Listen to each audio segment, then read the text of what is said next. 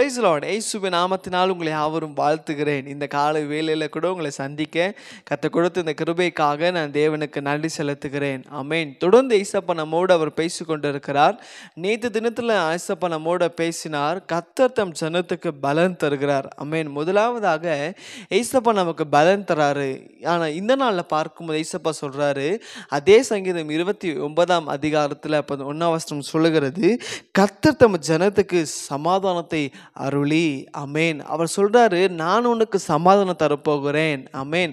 நேற்று பார்த்தோம் கர்த்தர் நமக்கு பலன் தராரா, இன்னைக்கு அவர் நமக்கு சமாதானம் தருகிற தேவனா இருக்கிறார். ஆமென். இன்னைக்கு நம்ம வாழ்க்கையில் நடக்கிறதான பிரச்சனைகளை பார்த்து, போராட்டங்களை பார்த்து நீங்க சொல்லலாம், ஐயோ தம்பி எனக்கு சமாதானமே இல்லைப்பா, எங்கள் வாழ்க்கையில் ஒரு நிம்மதியே பார்க்க முடியல, ஒரு சந்தோஷமே பார்க்க முடியல, இவரை கட்டிக்கின நாள்லேருந்து எங்கள் வாழ்க்கையில் ஒரு துக்கம் தான், ஒரே அவமானம், ஒரு நிம்மதி என்று பார்க்க முடியலப்பா, எங்கள் வாழ்க்கையில் இருக்குதான இந்த கஷ்டத்தை பார்த்து எங்கள் வாழ்க்கையில் ஒரு சந்தோஷமே இல்லைன்னு நினைக்கிறீங்களா?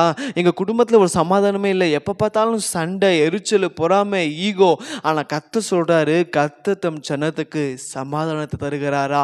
இன்னைக்கு இந்த நிகழ்ச்சி பார்க்க உங்கள் உள்ளத்தில் ஒருவேளை நீங்கள் சொல்லலாம், என் உள்ளத்தில் நிறைய கேள்வி, என் உள்ளத்தில் நிறைய போராட்டம், என் உள்ளத்தில் ஒரு சமாதானமே இல்லைன்னு நினைக்கிறீங்களா? இன்றைக்கி ஏசப்பா உங்கள் உள்ளத்தில் சமாதானம் தரப்போகிறாரு. உங்கள் வீட்டில் கர்த்தர் சமாதானம் தரப்போகிறாரு.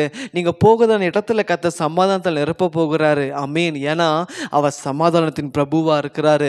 அந்த சமாதானத்தின் பிரபு சொல்கிறாரு, நான் உங்கள் உள்ளத்தில், உங்கள் வீட்டில் நீங்கள் செய்கிறதான எல்லா காரியங்களில் அவர் சமாதானத்தினால உங்களை நிரப்ப போகிறார். ஆகியால் இந்த வேலை கூட ஏசப்பா சொல்கிறாரு, நான் உங்களுக்கு சமாதானத்தை அருளி செய்வார். ஆமென். அங்கே நிகழ்ச்சியை பார்க்க இந்த வேலையில் இசப்பட சொல்லுங்க, இசப்பா எனக்குள்ள இருக்கிற போராட்டத்தை நீக்கி போட்டு எனக்கு ஒரு சமாதானம் தாங்க இசப்பா, எனக்கு சந்தோஷம் தாங்க, எனக்கு ஒரு அன்பு தாங்க இசப்பா, எனக்கு ஒரு நிம்மதி கொடுங்கன்னு சொல்லுங்களேன்.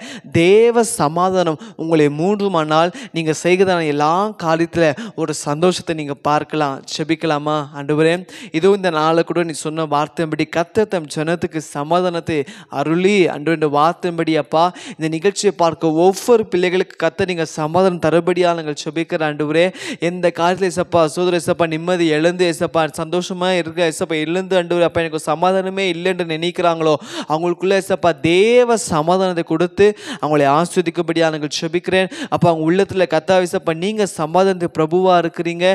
எந்தெந்த காரியத்தில் ஏசப்பா நிம்மதி எழுந்து சந்தோஷம் எழுந்து அப்பா சமாதானம் இல்லாமல் இருக்க ஒவ்வொரு பிள்ளைகளுக்கு கர்த்தர் நீங்கள் சமாதானம் தந்ததுக்காக உமக்கு நன்றி. தேவ சமாதானம் ஒவ்வொரு பிள்ளைகளை ஆட்கொள்வதற்காக நன்றி. இயேசுவின் நாமத்தில் செபிக்கிற நல்ல பிதாவே. ஆமென். ஆமென். God bless you.